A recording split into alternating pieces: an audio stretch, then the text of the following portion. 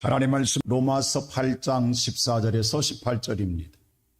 무릇 하나님의 영으로 인도함을 받은 사람은 곧 하나님의 아들이라.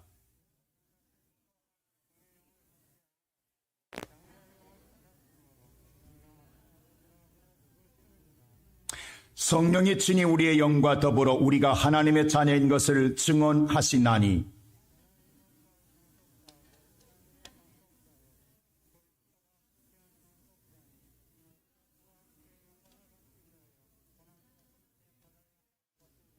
생각하건대 현재의 고난은 장차 우리에게 나타날 영광과 비교할 수 없도다. 오늘도 주의 거룩한 성전을 찾은 살아가는 모든 성도들 위에 하나님의 복된 역사가 임하기를 주의 이름으로 축원합니다. 하나님은 살아 계십니다. 오늘도 우리 예배를 기뻐하시는 하나님께서 오늘도 우리의 마음 심령 가운데 말씀의 은혜를 내려주실 줄로 믿습니다. 어떤 사람이 이런 글을 올려놨어요. 자신에게 좋은 소식이라고 하면서 남편이 그렇게 원하던 대기업에 임원으로 진급했다라는 것입니다. 그런데 오늘 기쁜 좋은 소식이 있는가 하면 바로 나쁜 소식도 들렸다라는 겁니다. 그것은 남편이 오늘 대기업 임원이 되고 나니까 여비서가 생겼는데 여비서가 너무도 예쁘다라는 것입니다. 근데 더욱 환장할 소식이 생겼는데 그것은 뭐냐 하면 여비서와 함께 업무상 해외 출장을 가게 됐다라는 것입니다. 여러분, 기쁜 소식은 순간이었고 기쁜 소식과 함께 따라 들어온 소식은 나쁜 소식이었고 그 다음에도 따라온 소식은 더 환장할 소식이라는 것입니다.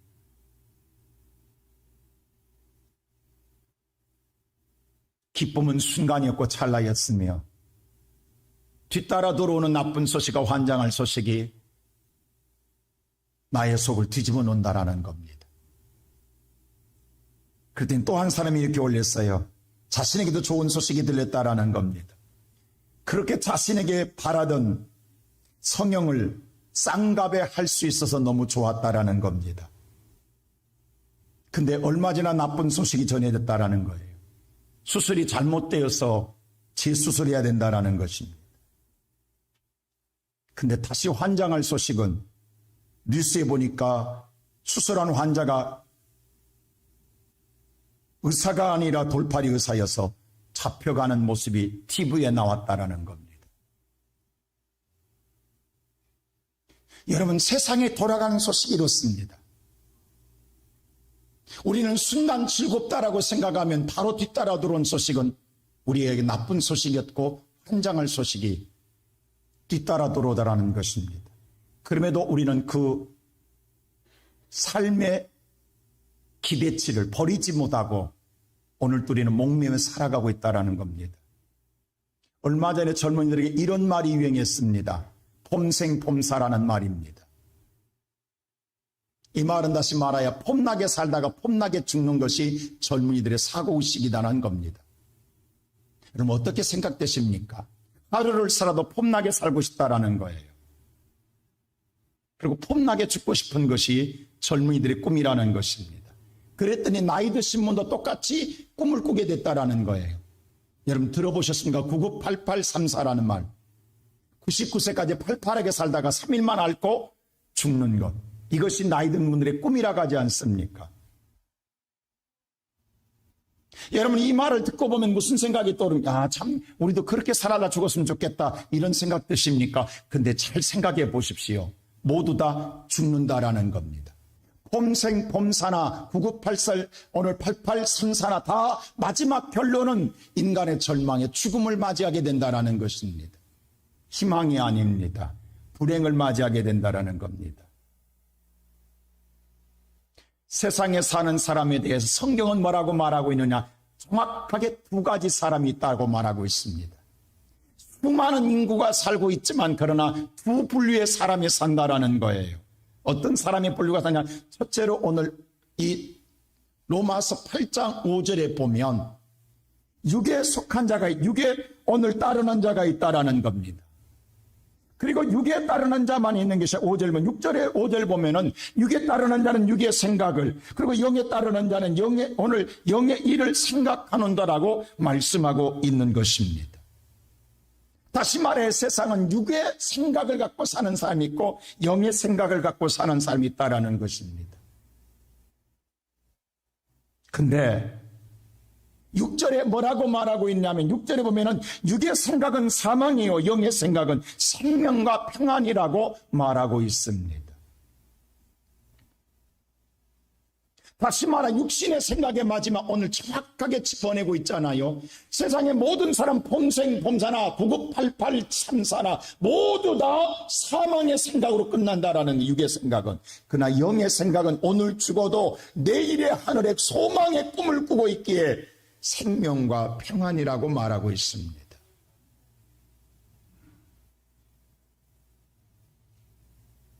여러분, 세상에 사는 사람들의 생각이 이렇게 다릅니다. 똑같은 것 같지만 똑같지 않다라는 것입니다. 왜 육의 생각은 사망입니까?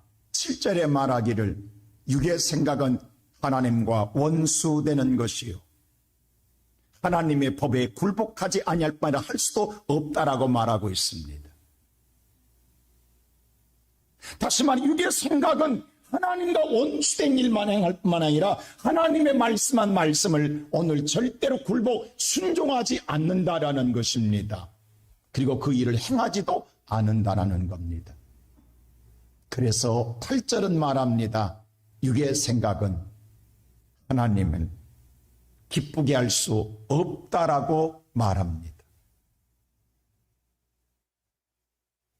오늘 예배드리는 사랑하는 성도 여러분, 그럼 우리는 이런 생각을 하게 될 것입니다. 아니 우리가 세상 속에 살고 있잖아. 그렇다가 우리가 세상 속에 살면서 어떻게 육신의 일을 생각하지 않는단 말인가? 우리는 세상 일에 살면서 당연히 세상 속에서 육신의 일을 생각하며 살 수밖에 없지 않는가? 우리를 어떻게 살아라고 하는 것인가라고 그렇게 의문심을 던진 사람도 있을 것입니다. 그러한 우리들에게 첫째로 하나님은 그러기에 성령으로 우리를 인도해 주시겠다고 말씀하십니다. 자, 우리 13절 말씀 다 같이 한번 읽어볼까요? 오늘 13절 말씀 다 같이 함께 읽겠습니다. 시작. 너희가 육신대로 살면 반드시 죽을 것이로되 영으로서 몸의 행실을 죽이면 살리니. 오늘 이 말씀을 잘 보십시오. 육신대로 살면 반드시 죽는다고 하나님 말씀하고 있어요. 하나님은 너무도 잘 우리가 육신대로 살면 반드시 죽는다라는 거예요. 그렇기 때문에 영으로 사는 사람은 영으로 보여주세요 하면, 자, 영으로서 몸을 죽이라는 게 몸의 행실을 죽이면 살리라. 그러니까 영으로 사는 사람은 행실은 우리가 마음 먹었던 것이 표현하는 게 행실입니다. 여러분, 육의 생각을 마음 먹었던 것을 그대로 행동하면 죽는다라는 거예요. 그 마음 먹었던 행실을 나타내지 말라는 거예요. 행실을 죽이라는 거예요. 그 생각을 여러분 생각대로 살지 말라는 거예요. 그래야 산다라는 거예요. 그래서 하나님께서는 14절에 이렇게 말하십니다. 다 같이 14절 말씀 함께 읽겠습니다. 시작. 무릇 하나님의 영으로 인도함을 받은 사람은 곧 하나님의 아들이라. 하나님의 아들들은 하나님의 영으로 인도함을 받는 자라고 말합니다. 하나님의 영으로 인도해 주시겠다라고 말씀합니다. 할렐루야. 우리가 송구 영신 예배 때에 출애굽기 말씀을 들었어요. 하나님께서 육으로 살고 매어 사는 오늘 이스라엘 백성들을, 애굽에 있는 종살이하고 있는 이스라엘 백성들을 가나안 땅, 적과 꼴에는 영적인 땅으로 인도하기 위하여 출애굽시킬 때 끄집어내서 그들을 해방시켜 자유를 주어서 그들을 나오게 하실 때에 하나님은 뭐라 했어요? 내가 너희 앞에 행할 테이니 낮에는 구름 기둥이 밤에는 불 기둥이 인도하시니라. 구약은 하나님의 불기둥과 구름기둥으로 앞서서 인도하셨습니다. 그런데 오늘날 저와 여러분은 누가? 하나님의 영이 인도하십니다.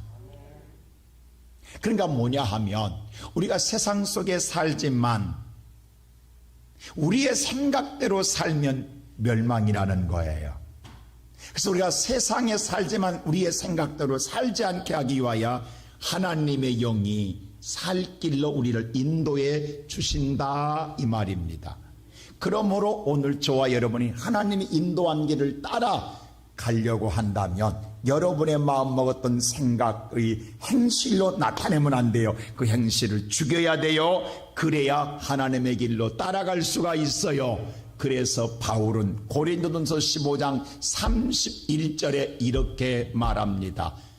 형제들아, 내가 그리스도 예수 우리 주 안에서 가진 바 된 너희에 대한 나의 자랑을 두고 단언하노니 나는 날마다 죽노라. 내가 하나님을 따라가기 위하여 날마다 죽노라라고 고백하는 거예요. 내가 죽어져야 하나님을 따라갈 수 있습니다. 내가 살면 내 고집대로 살게 되므로 아까 말한 것처럼 내 고집대로 살게 되면 우리는 결코 사망입니다. 하나님과 원수될 수밖에 없고 하나님의 말씀을 거역할 수밖에 없습니다. 그런데 오늘날 저와 여러분이 나를 죽인다라는 게 얼마나 어려운 줄 아십니까? 왜냐하면 내 생각과 방법이 오히려 옳다라고 생각될 때가 얼마나 많은데요. 성경에 보면 이삭에게 쌍둥이 아들이 납니다. 하나는 에서요, 하나는 야곱입니다. 근데 에서는 육의 생각에 젖은 사람이고 같은 뱃속에서 나왔지만 동생 야곱은 영의 생각에 사로잡힌 아들입니다. 자, 큰아들인 에서, 먼저 나온 에서는 사냥을 통하여 자기의 수고로 먹고 살겠다라는 생각으로 가득 찬 사람입니다. 그런데 둘째로 태어난, 늦게 태어난, 쌍둥이지만 늦게 태어난 야곱은 먼저 태어난 자는 하나님의 장자의 축복, 하나님의 축복권이 주어져 있어요. 자기는 늦게 태어나서 그 축복권을 받지 못한 것을 평생에 마음속에 여한으로 남아 있습니다. 그래서 날마다 자나깨나 그 하나님의 축복을 어떻게 다시 받을까 되찾을까라는 것이 야곱의 꿈입니다. 야곱은 세상의 생각에 사로잡힌 것이 아니라 어떻게 하면 하나님의 은혜를 다시 내가 받을까라는 영의 생각으로 날마다 사는 사람입니다. 그런데 어느 날 형 에서가 육의 생각에 따라 먹고 살겠다고 들에 나가 사냥하러 나갔습니다. 근데 그날 하루 종일 아무것도 사냥하지 못했습니다. 그리고 피곤한 몸을 이끌고 집으로 돌아옵니다. 배도 고픕니다. 근데 집안에 들어왔더니 팥죽 냄새가 집안에 진동합니다. 여러분, 배고플 때 냄새는 왜 그렇게 민감하고 왜 그렇게 달콤한지. 에서는 지금 들에 나가 하루 온종일 사냥했으나 오늘 사냥에 아무것도 얻지 못하고 돌아왔을 때 너무도 힘에 지쳐 있습니다. 피곤합니다. 거기까지 쫄딱 굶었기 때문에 오늘 창자가 요동을 칩니다. 그 팥죽을 먹고 싶은 욕심을 견뎌낼 수가 없습니다. 이때 야곱은 이 기회를 놓치지 않습니다. 그때 야곱이 형한테 제안합니다. 내게 장자권을 팔면 팥죽을 주겠다고 합니다. 야곱도 먹고 싶습니다. 그러나 팥죽보다도 하나님의 축복권을 갖고 싶은 거예요. 이거 미친 짓 아닙니까? 당장 끝나게 해서 장자권을 얻어서 무엇이 오는 것 아닌데도 불구하고 그래도 야곱은 자기의 먹는 것을 눈에 보이는 팥죽을 양보해서라도 하나님의 축복권을 얻고 싶었던 것입니다. 에서는 지금 오직 자기를 살리는 건 팥죽밖에 없다는 생각밖에 없습니다. 그래서 오늘 에서는 창세기 25장 32절에 이렇게 말합니다. 우리 함께 읽어보겠습니다. 시작. 에서가 이르되 내가 죽게 되었으니 이 장자의 명분이 내게 무엇이 유익하리요. 자, 에서가 말하기를 지금 내가 배가 고파 죽겠는데 죽게 생겼는데 이 장자의 명분이 뭐 그렇게 중요하냐, 내게 유기돼. 나는 지금 당장 뭐가 더 필요하다? 팥죽이 필요하다라는 거. 지금 내가 내 만족을 채우는 건 장자의 명분보다도 오히려 팥죽이 더 필요하다라는 거예요. 그래서 34절에 보십시다. 어떻게 하는가? 다 같이 시작. 야곱이 떡과 팥죽을 에서에게 주매 에서가 먹으며 마시고 일어나 갔으니 에서가 장자의 명분을 가볍게 에서는 장자의 명분을 과감하게 던져버리고 팥죽을 삽니다. 그리고 팥죽을 먹으면서 그런 때문에 나는 잘했도다, 나는 살았다라고 말할지 모르겠습니다. 여러분 생각해 보십시오. 에서가 오늘 옳지 않습니까? 배고픈 사람에게 당장 눈에 보이는 건 팥죽이지 장자권이 무슨 유익이 있냐고요. 여러분 그런 생각 안 드세요? 여러분도?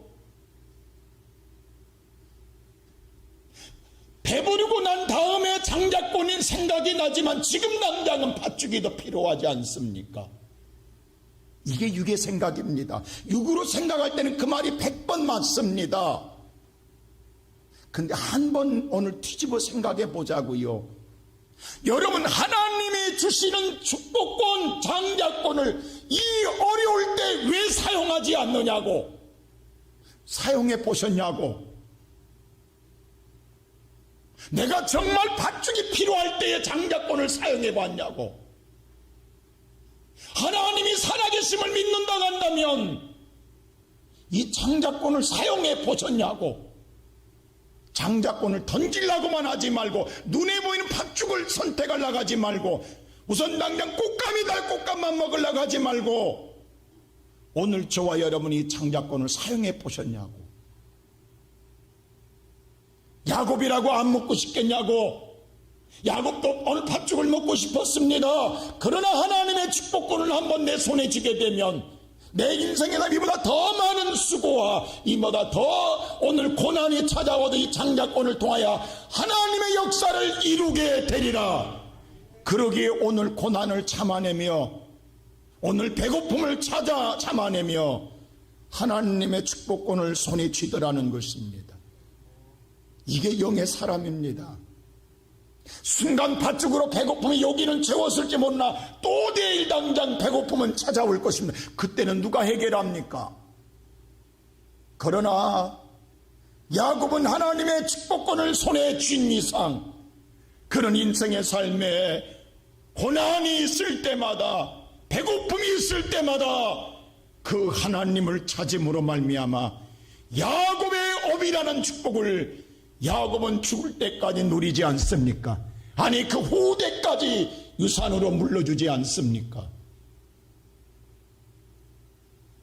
오늘 이 시간 예배드리는 사랑하는 우리 시온성교회 성도 여러분, 어쩌면 지금 우리는 코로나를 맞이해서 지금 여러분과 나가 살고 싶은 것은 팥죽 아니겠습니까? 우리가 오늘 살고 봐야 한다는 생각 속에서 우리는 팥죽이 더 필요하지 않습니까? 그 다음에 오늘 예배는 예배고 내가 먼저 살았다는 생각이 앞서지 않습니까? 그래서 예배를 뒷전으로 밀어놓습니다. 지금은 예배보다는 사는 게 중요하다고.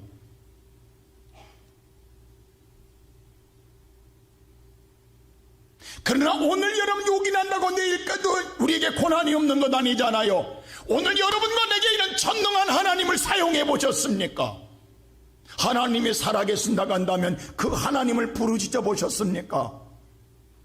나를 인도한 하나님을 따라 보셨습니까? 끝까지 따라갔을 때 나를 정말로 내게 죽이시던가요? 오늘 성경은 말합니다. 여러분 육의 생각은 마지막은 사망이라고 말합니다. 그러나 영의 생각은 생명과 평안이니라.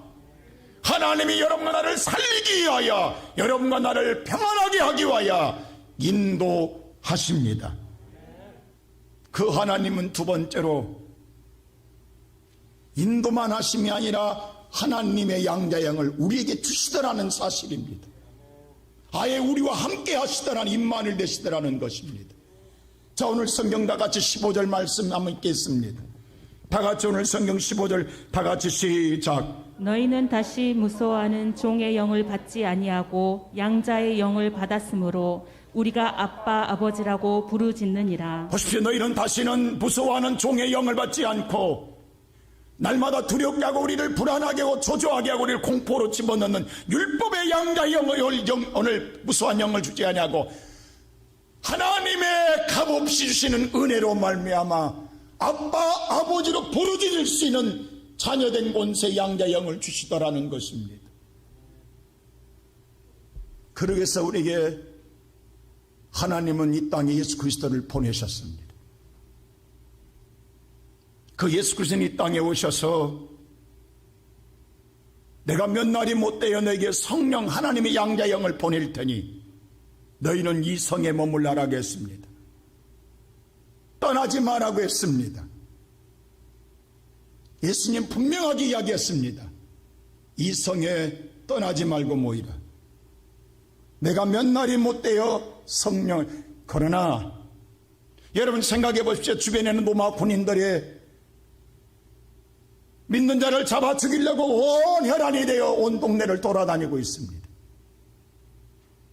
신문이 드러나면 잡혀갑니다. 가진 고초를 당할 수도 있습니다.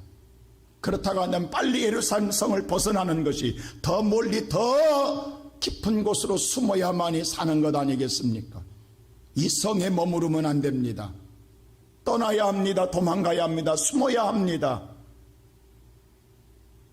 수많은 자가 이 소리를 들었지만 그들의 생각은, 육의 생각은 아무리 하나님 말씀해도 도망가야 된다고 생각합니다. 그래서 다 떠나갑니다. 500여 가운데에 120명만 남고 떠나갑니다.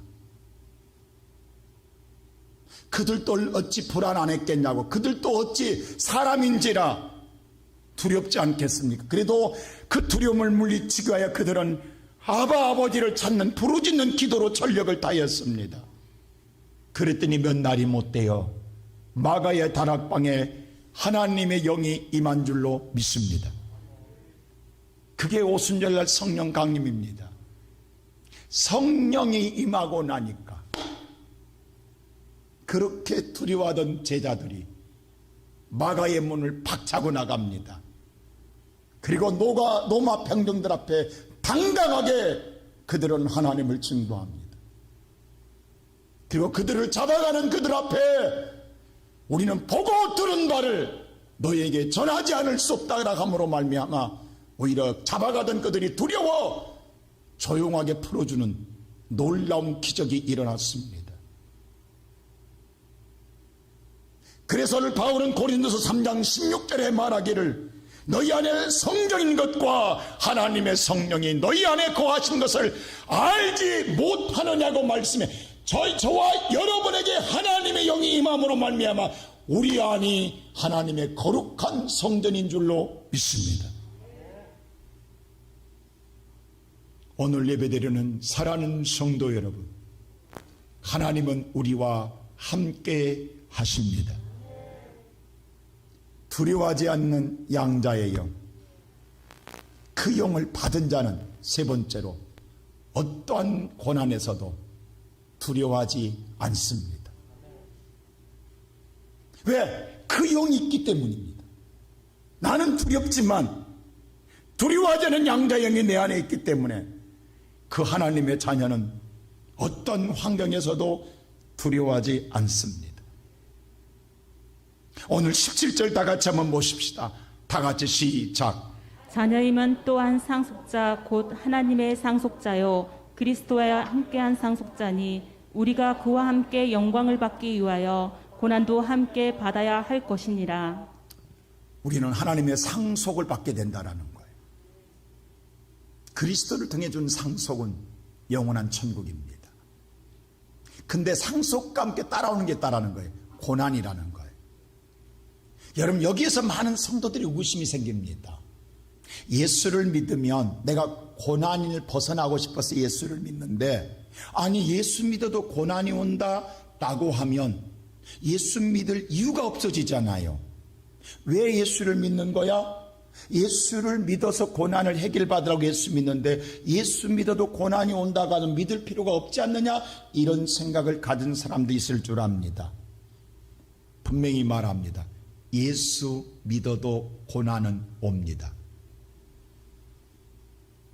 근데 그 고난을 올 때에 어떻게 맞이하냐가 중요합니다. 저 어렸을 때요, 시골에 살았지 않습니까? 서울처럼 가로등도 없습니다.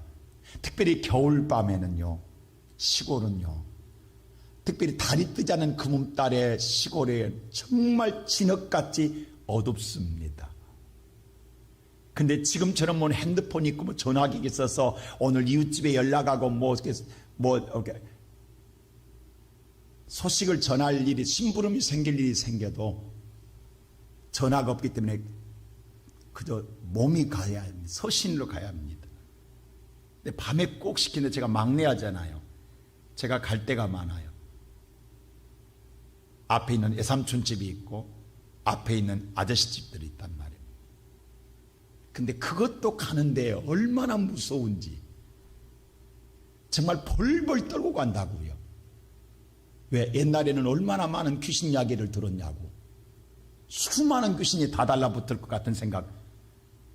무서워서 밤길을 못 간다. 근데 저희 엄마와 함께 그 진흙 같은 밤을 갈 때는, 밤길 갈 때는 한 번도 무서운 적이 없었습니다. 여러분, 가본 사람만 압니다. 오히려 아무리 진흙 같은 밤길을 가도요, 어렸을 때 콧노래 나왔어요. 노래 부르면서 갔어요. 즐거웠어요. 여러분, 우리 인생의 삶이 아무리 캄캄하고 두려운 인생길을 걸어가도 두렵지 않은 양자의 영이 나와 함께 하시면 우리는 평안합니다. 두려움이 없습니다. 그래서 예수 믿는 사람, 예수가 내 안에 있고 하나님 영이 내 안에 있는 사람들은 어떤 환난에서도 두려워하지 않을 줄로 믿습니다. 그래서 바울은 사도행전 20장 23절에 이렇게 그는 말합니다. 오늘 20장 23절에 뭐라 하냐면 성령이 내게 증언한다라는 거예요. 각성의 환난과 핍박이 기다리고 있다고 오늘 내게 증언한다라는 겁니다. 그럴 때에 24절에 뭐라 하면 내가 달려갈 길과 주 예수께 받은 사명, 곧 하나님께 은혜의 복음 전하는 일에 마치려 하면은 나의 생명을 조금 더 귀한 것으로 여기지 아니하노라. 여러분, 왜 생명이 안 귀하냐고, 왜 죽음이 안 두렵냐고, 환난이 있고 핍박이 있다는데 왜 도망 안 가냐고. 근데 왜 그 길을 가냐고. 누가? 성령이 나와 함께하기에 두려워하지 아니하고 가더라 이 말입니다. 간 바울은 옥에 갇혀도 하나님이 옥문을 열어주신 줄로 믿습니다. 이게 전능한 하나님이십니다.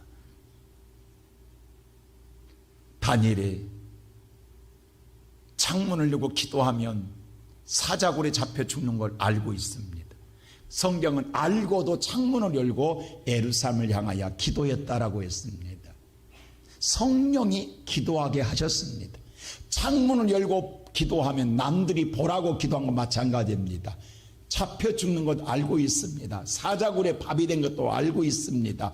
그런데 하나님, 하나님의 영이 이만희 두려워하지 않고 창문을 기도합니다. 그가 사자굴에 잡혀 던져졌을 때에 당연히 사자가 물어 죽일 줄 알았는데 그 성령은 사자 입을 봉하사 다니엘을 머리털 하나 행하지 않게 하셨습니다.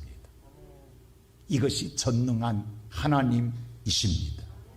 오늘 예배드리는 사랑하는 시온 성교회 성도 여러분, 이스라엘 백성들이 38년 동안을 고생하고 마지막, 물론 출애굽까지 애굽에서 나온 건 40년입니다. 40년 동안 고생해서 가나안 땅에 들어갈 때 마지막 요단강을 건너야 들어갑니다. 근데 오늘 여호수아서에 보면 요단강을 건너갈 때에 곡식 거두는 시기이므로 범람했다라고 했어요. 뭐냐면 그때가 우기입니다. 우기 때는 홍수가 나서 강둑이 넘어져 무너져 범람했다라고 했어요. 여러분, 여름에 홍수가 나면 한강에 물이 넘식을 때 얼마나 무섭고 두렵습니까? 근데 하필이면 그때 하나님이 요단강을 건너가라고 합니다. 어떤 생각 드세요, 여러분들? 하나님이 정말로 지혜로운 분 맞습니까? 아니, 조금만 기다리면 물이 잠잠해질 텐데, 물이 빠지면 물길이 낮아질 텐데, 왜 하필이면 범람할 때 건너가라고 하시냐고. 조금만 기다리면 될 것 아니에요. 물이 빠질 때까지 기다리겠다 가게 해야 그게 하나님 아니에요? 근데 왜 하필이면 범람할 때 건너가게 하냐고. 여러분 잘 생각해 보세요. 물이 다 빠져서 편안하게 건너갈 수 있다 건너가게 되면 이스라엘 백성들은 건너가자마자 무슨 말 할 것 같아요? 이야, 우리 남자들 군대 갔다 와서 말한 것처럼 내가 40년 동안 얼마나 고생한 줄 아느냐. 고생 직살나게 하고 이렇게 우리가 가나안 땅 왔다라고 이야기. 내가 고생해서 왔다고 이야기합니다. 내가 수고해서 가나안 땅 들어왔다고 이야기할 것입니다. 근데 마지막 문턱에서 홍수가 나서 범람해서 건너가지 못하 그림의 떡이 될 때에 건너가게 하면 누가 건너가게 하셨다? 이것은 우리는 도저히 못 건너오는데 하나님이 건너가게 하셔서 우리가 들어왔다고 영원히 가나안 땅에 들어가서 잊어버리지 않게 하기 위하여 하나님은 범람할 때 건너가라고 합니다. 너희들의 능력으로 가나안 땅을 들어감이 아니라 내가 너희를 인도하기 때문에 가나안 땅을 들어가게 하겠다라는 거예요. 그때의 믿음의 사람, 오늘 제사장들이 법궤를 메고 물속에 들어갈 때에 하나님은 저 아담 성읍의 물길을 막음으로 육지처럼 건너게 하시더라. 여러분, 코로나가 창궐된 지 1년이 돼 갑니다. 우리 코로나가 범람할 때는 무슨 생각해요? 이럴 때는 좀 쉬어야 되는 것 아니에요? 여러분 그런 생각 안 드세요? 왜 이런 때 예배를 드리자고 하냐고. 대면 예배를 이럴 때는 잠시 멈춰야 되는 것 아니에요? 그래야 사는 것 아니에요? 근데 우리는 지난 1년 동안 변함없이 왜 하나님의 길을 찾게 하시냐고.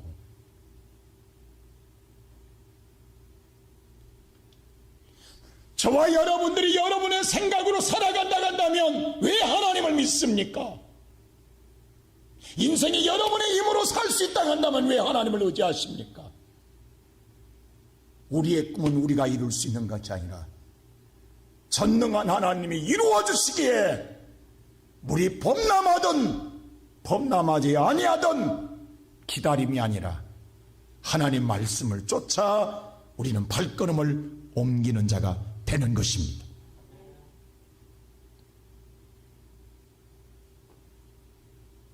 우리는 지난 1년 동안 코로나로 말미암아 많은 어려움을 겪었습니다. 날마다 여론과 국가 방역단체에 날마다 쏟아내는 언어는 예배 강행, 예배 고수, 대면 예배 고수, 교회발 집단 감염이라는 대단히 자극적인 용어를 사용해서 교회가 감염의 발상지인 것 마냥 마녀 사냥식으로 비난해 왔습니다. 그리고 모든 백성들의 머리는 쇠뇌되어 있습니다. 그렇게 교인들과 모든 사람들도 생각하고 있습니다. 물론 일정 부분 교회가 잘못이 없다는 건 아닙니다. 그러나 분명한 것은 과장되고 오늘 잘못된 표현으로 말미암아 왜곡된 부분이 너무도 크다라는 것입니다. 제가 어제도 우리 전 성도들에게 메시지를 보냈습니다. 지난 1월 12일 대한민국 정부의 언론 질병관리청에서 보고한 내용입니다. 우리나라에 12일자로 코로나 발생한 환자의 수가 69,114명입니다. 그 중에서 69,000명, 약 7만 명 중에서 종교단체, 여기는 기독교와 천주교와 불교가 포함되어 있습니다. 3개 종단의 종교단체, 그 중에 특별히 이번 바로 열방센터, 그 열방센터에서 간 기도원, 거기서 약 1200명이 가량 늘어났습니다. 그 모든 다 합쳐서 종교 집단이 2740명입니다. 1년 동안에 환자가 11번째입니다. 근데 우리는 첫 번째인 줄로 생각됩니다. 총 2740명입니다. 그것도 이번에 한 1200명 정도가 열방센터로 말미암아 퍼져나갔습니다. 그 프로테지가 3.96%밖에 안 됩니다. 지극히 미미합니다. 더더욱 놀라운 사실은 교회를 통하여서 코로나가 확장된 것은 거의 없습니다. 지난 24일 외에는 24일도 놀라운 사실은요, 대한민국 8만 교회가 넘습니다. 8만 교회에서 유일하게 코로나가 터진 교회는 마스크를 벗을 때만입니다. 마스크를 썼던 교회는 한 명도 감염된 자가 없었습니다. 지난 성탄절 날 끝나고 성도들 가운데 파티하다가 걸린 교회들이 있어요. 그런데 놀랍게도 예배를 드릴 때 마스크를 쓴 교회는 지금까지 한 교회도 나타나지 않고 있다는 사실입니다. 여러분, 마스크가 이렇게 중요합니다. 모교회, 수원의 모교회는 9,000명이 모여서 예배 드렸는데 거기에 확진자가 참여했지만 전 성도가 마스크를 쓰고 있었기에 한 명도 감염자가 없었습니다. 우리는 쉴드까지 쓰고 있습니다.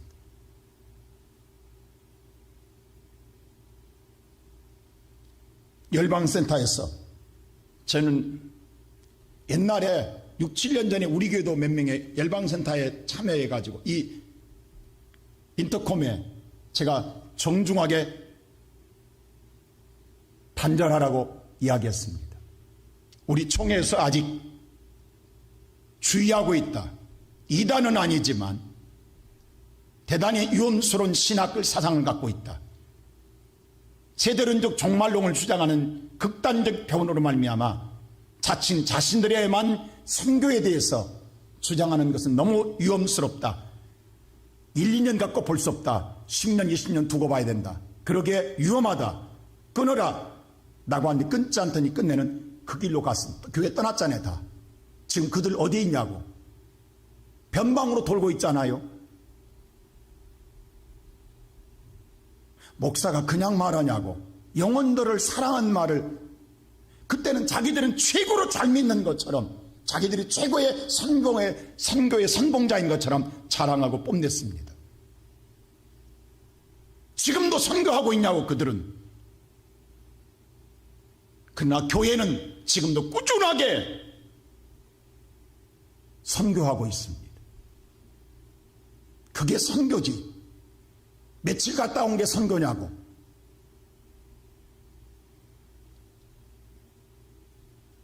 저는 세상을 비판하고 싶지 않습니다. 탓하고 싶지도 않습니다. 여러분, 우리가 영적으로 잘 보셔야 합니다. 지금이 한국교회를 위한 하나님의 엄청난 사랑의 황금기입니다. 아니, 지금이 이럴 때가요. 지금 한국의 기독교가 얼마나 핍박을 당하고 세상의 지탄의 대상이 되고 모욕을 당하고 있고 얼굴을 들 수가 없는데요. 맞습니다. 그래서 교회가 복이라는 것입니다. 우리는 지난날 너무도 자랑할 것들이 많았습니다. 한번 생각해 보세요. 수많은 순교자를 배출한 한국교회, 세계 역사 이래 없는 대붕의 역사를 일으켰던 한국교회, 절대적인 헌신한 한국교회, 세계 만모수의 메가처치 교회에 세계에서 가장 내로라는 대형교회 10교회 가운데 7교회가 한국에 있습니다. 수많은 고아원, 양로원, 복지센터, 교육시설, 한국교회는 어마어마하게 많은 일을 행하여 선한 일을 행하였습니다. 그리고 세계 1위의 선교 국가가 됐습니다. 어느 나라에도 자랑할 만한 그런 교회가 자란 일입니다. 정말 앞장서 달려갔습니다. 그러다 보니까 덩달아 교회의 영향력도 커졌습니다. 근데 그것이 하나님을 위한 것이 아니라 우리의 자랑을 위한 바벨탑이었습니다. 어느 순간부터 우리는 우리의 자랑으로 바뀌어졌습니다. 우리는 이런 교회라고, 우리는 이런 사람이라고, 우리를 드러내고 높여주는 바벨탑을 쌓기 시작했습니다. 이걸 코로나로 말미암아 처절하게 하나님이 무너뜨리고 있습니다. 얼굴을 들 수 없을 정도로 부끄럽게 만들고 있고, 침뱉음을 당하고 있고, 세상에 수많은 돌을 맞고 있습니다. 그런데 하나님은 우리 기독교 역사를 보면 중세시대에 그 꽃을 피고 세계의 문화에 이끌었던 기독교가 타락했을 때에, 이 바벨탑을 쌓을 때, 무너뜨릴 때에 지금과 똑같이 사용했습니다. 그때는 패스트라고 하는 바로 이 무서운 전염병 바이러스를 통해서 2천만 명이 죽었습니다. 유럽을 쓸어버렸습니다. 하나님은 이렇게 정화시키고 교회를 새롭게 만들고 첫사랑을 회복하게 하고 교회를 깨끗하게 하고 더 건전하게 하고 바르게 세워서 개혁을 시켰습니다. 나는 다시 한국교회를 새롭게 만드는 영적 대역사가 일어난 줄로 믿습니다. 우리 교회도 그렇게 될 줄로 믿습니다. 제가 어제도 메시지에 보냈지만 여러분, 왜곡된 세뇌 교육에 의하여 받아들이는 정보가 참인 것 마냥 그것을 가지고 돌을 들어 치료하려지 마십시오. 우리 어렸을 때는 방공에 대해 철저했습니다. 그래서 방공, 공산 위에 방공 교육을 얼마나 철저히 받았는지 몰라요. 그래서 방공만 말만 나오면 똘똘 뭉쳤습니다. 그래야 우리가 사는 줄 알았어요. 그러다 보면 꼭 정치꾼들이 나라의 권력을 이용할 때 꼭 이걸 사용했어요. 뭔지 아세요? 난 어렸을 때 그걸 다 믿었어요. 내가 눈이 뜨기 전까지는. 국가에 대한 불만이 생기면 꼭 신문 일면에 대문짝망에 나온 게 있어요. 고정간첩 몇 명 잡다. 꼭 나옵니다. 그때마다 우리는 또 방공을 외쳐요. 그러면 모든 국가의 불만은 사라지고 방공으로 똘똘 뭉쳤어요. 오래전에 잡아놨다가 꼭 그때 터뜨려. 고정간첩, 침투간첩, 그게 심심치 않게 나옵니다. 이제 그것이 너무 시건이 나고 관심이 벗어지니까 그 다음에 생긴 게 뭔지 아세요? 연예인 스캔들, 마약 사건. 여러분, 연예인 마약 사건은 꼭 약방에 감춥니다. 엊그제 일어난 사건이 아니에요. 아주 오래된 사건을 갖다가 문제 있을 때만 터뜨리면 여론은 그쪽으로 가요. 연예인 마약 사건 지금도 약방에 감춥니다. 이제 거기다 하나 더 늘었어요. 왜? 요즘 기독교가 비판되든가 기독교에 대해서 뭐만 있으면 코로나 한 명 터져도, 여러분 보세요. 지금 겨우 1,400명이에요. 여러분, 엊그제 동부구치소에 터진 그 인류나 같습니다. 근데 그건 일주일 만에 잠잠해졌어요. 근데 기독교는 1년 동안 우려먹냐고.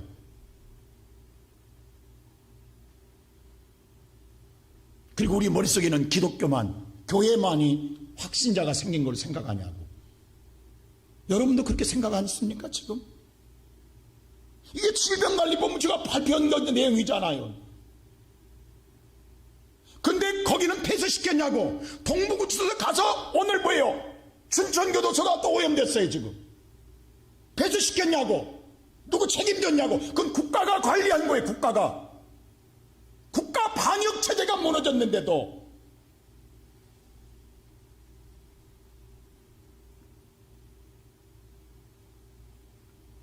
나는 우리의 성도들이, 여러분, 우리의 죄 때문에 예수가 십자가에 달리십니다. 그런데 오늘 예수의 은혜를 입었던 모든 백성들이, 예수를 통하여 고침받고 예수의 문제를 해결받고 자유를 누렸던 그들이 로마 군인들의 그 정치적인 노림에 놀아나가지고 바로 돌아와서 예수를 죽이라고 돌을 들고 침을 뱉습니다. 그들이, 예수가 얼마나 가슴이 아프겠어요. 저들이 알지 못해서 행합니다. 저들이 이들을 용서해달라고 했어요. 우리의 죄 때문에 예수가 벌거벗게 되는 수칙을 당합니다. 침뱉음을 당하고 오늘 직직을 맞습니다. 교회는 예수의 몸입니다. 성도 여러분, 다시 오늘 여러분과 나의 죄 때문에 또 예수가 지금 벌거벗겨지고 있잖아요. 정말로 정인의 양모는 잘못했어요. 근데 그것이 그 여인만이 아니라 오늘 우리가 그렇게 자녀를 키웠잖아요. 우리들 자녀들 그렇게 키웠잖아요. 지금 이게 누구 죄냐고, 우리의 민낯이라고. 지금 하나님 우리의 민낯을 보여주고 있다고. 회개하라고. 우리 모두 다 우리가 그렇게 키워왔잖아요. 너만 잘 되라고.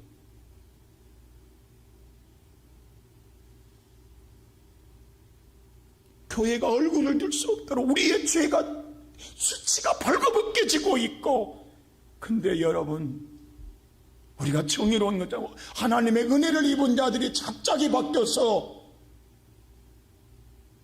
교회가 이러면 안 된다고 핍박하고 욕하고 교회를 떠나는 자도 있습니다.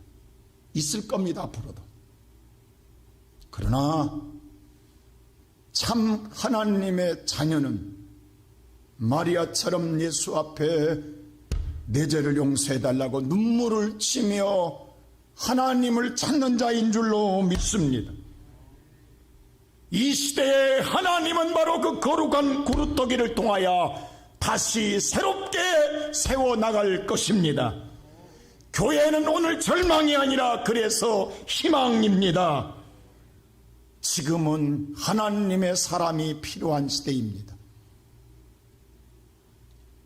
이스라엘의 모든 백성과 왕들이 골리앗 앞에 벌벌 떨고 있을 때에 어린 다인 5대 갑옷 하나 거치지 않고 손에 무기가 없습니다.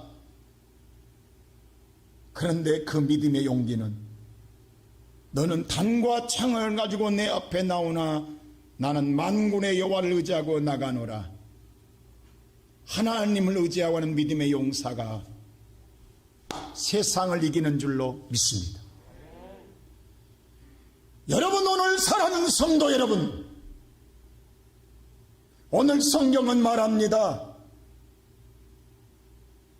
오늘 당하는 고난과 내가 장차 올 영광과는 비교가 되지 않는다고. 이스라엘 백성들이 예수를 잡아 죽이라고 소리쳤던 그들은 예수 죽이면 살 줄 알았어요? 그 후로 2000년 동안 나라 없는 민족으로 소름당하고 2차 세계대전 때에 가스실 600만이 기름짜듯 짜서 죽었습니다. 잔인하게 죽음을 당했습니다. 나는 그래서 우리 성도들이 함부로 하나님의 뜻을 알지 못하고 세상의 정치 노름에 함께 놀아나지 말라는 겁니다. 여러분의 입을 쉽게 놀리지 말라는 겁니다. 오히려 지금은 아버지를 찾을 때입니다. 하나님을 찾을 때요, 하나님께 부르짖을 때요, 고난 앞에 하나님의 자녀는 하나님의 길을 걷는 자입니다. 그래서 바울은 마지막에 이 고백을 합니다. 고린도후서 4장 8절에 바울은 이렇게 다 같이 한번 읽겠습니다. 시작. 우리가 사방으로 우겨싸임을 당하여도 쌓이지 아니하며 답답한 일을 당하여도 낙심하지 아니하며. 그 다음에 9절에 또 말하기를, 9절에 보십시오. 박해를 받아도 버림받지 아니하며 거꾸로됨을 당하여도 망하지 아니하고. 그 다음에 10절 보세요. 우리가 항상 예수의 죽음을 몸에 짊어짐은 예수의 생명이 또한 우리의 몸에 나타나게 하려 함이니라. 할렐루야. 우리가 우겨싸면도 쌓이지 않냐고, 답답한 일을 당해도 낙심하지 않냐고, 박해를 핍박을 받아도 버림받지 않는다. 우리가 거꾸로 뜸을 당해도 망하지 않는다.